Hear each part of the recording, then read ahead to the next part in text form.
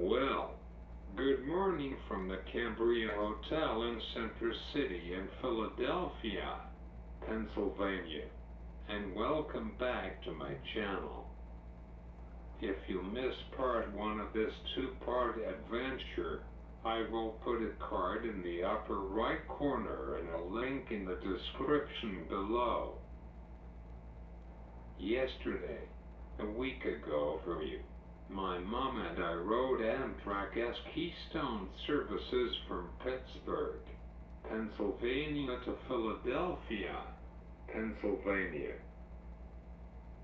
The reason Mom and I were in Philadelphia was to attend the Philadelphia Disability Pride Festival and to show you all what it is like to take Amtrak when you're a person with a disability. The event we are going to is called the Disability Pride Festival, celebrating the passage of the Americans with Disabilities Act, which was passed on July 26, 1990. It is located on Benjamin Franklin Parkway. You might ask, why do we need disability pride?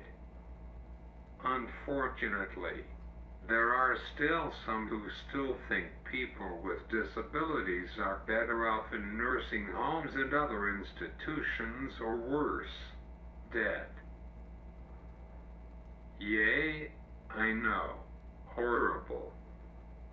Just like LGBT pride and the LGBT community, people with disabilities are still fighting for the right to simply exist with services and supports in the community just like any other person.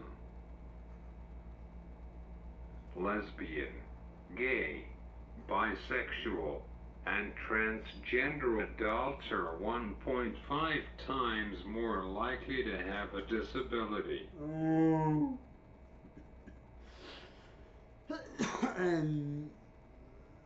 There an entire disability pride movement all around the United States and the United Kingdom that celebrates our rich and wonderful community. I asked the organizers why they have it in June instead of July, and their answer was that we combine pride, which, yes, there are a lot of overlap between the two communities, but there are also straight couples with disabilities. Now you might ask, is there a disability pride event in Little Washington, Pennsylvania? And unfortunately the answer is no. There is one in Pittsburgh, and maybe we can cover that next year. As for Washington, I mean, we barely had gay pride a few years ago at the Main Street Pavilion, and people got upset with that. However, they are perfectly fine with the Whiskey Rebellion Festival. Go figure.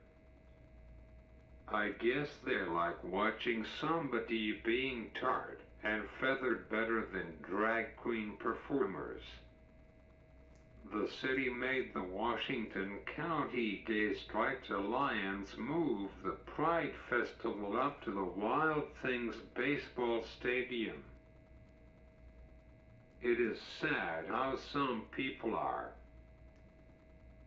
They do not know any better, and they do not take the time to learn about our communities instead of demonizing us. I heard Christians tell me I would walk in heaven. Everybody has different idea of what being whole is. Having a disability is a part of my identity. They want to pass out these pamphlets that has nothing to do with the teachings of Jesus and disrespecting Christianity. Regardless of who we are or who we choose to love, we all should be free to express ourselves. One thing that I have noticed is that these so-called Christian organizations really do not protest disability pride like they do, say, with LGBT pride. I guess that is because Christian organizations tend to take the opposite approach to people with disabilities. Instead of outright bigotry and discrimination, they tend to pity us, which is far worse. See my celebration to the end of the MD. A telethon video. The fact is that we all need to embrace our differences and celebrate them with pride no matter who we are. After a very expensive bowl of oatmeal, which was tiny, and a half of a waffle that Mom made, we met up with everyone at Philly City Hall. There was a Freedom Marching Band dressed in the Pride flag's colors. When I saw the way they were dressed, this event was both for the disability and the LGBT community, which was fantastic.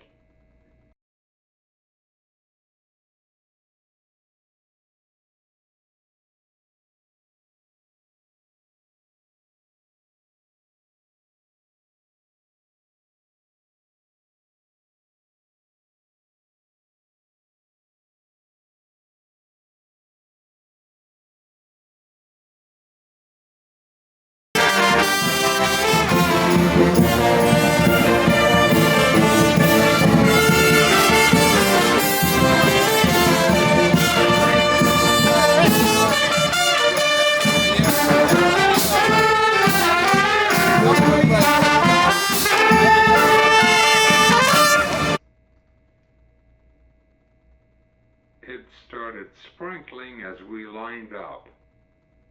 There was a fairly good turnout despite the rainy weather, which held off for most of the day.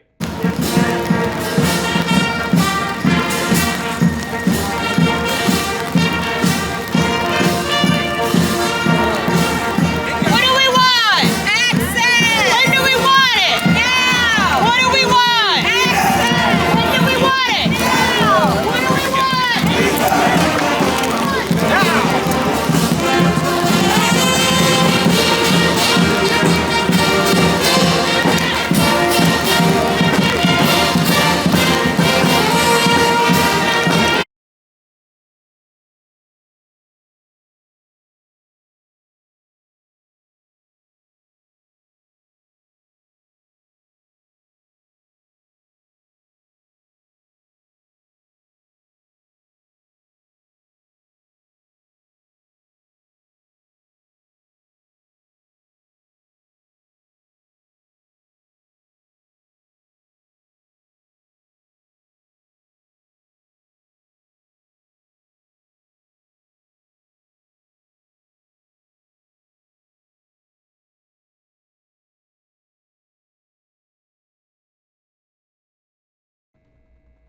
Once we got to Benjamin Franklin Parkway, where they set up tables and tents, I was trying to conserve my power. Johnny tried his best to help. I met the team behind inclusive education, which is so important to me. I did a video about inclusive education for Johnny. He gave me Cassie's old charger, but it did not work. I did see the folks who work at the Institute on Disability at Temple University, which was so much fun.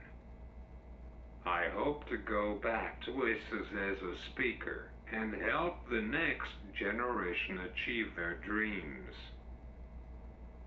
Yea, I might not be a lawyer, but I am reaching more people than looking up cases in a law office. There were little people showed up, but thankfully there were no protest groups. This is better than being hidden away in a stadium. I hung out with Johnny Crescendo for most of the day, trying to conserve my battery. After that, we headed back to the hotel, ordered some food, and watched Law and Order Special Victims Unit. Some food. We went back to the station taking the SEPTA, Philly apostrophe S light rail. Once at the station, Ivani helped us on the train. Shout out to Ivani. We got back to Pittsburgh around 8 o'clock at night. I just thought about all the times I would have done that trip if I lived in Philly. Oh. I went home, plugged in my chair, and went to bed. If you plan a trip like this, expect to pay between $500 to $700 for train, hotel, and food. This trip was self-funded. Was it worth it? Yes. Please like this video and subscribe to my channel. It will greatly help with the algorithm. I will see you soon.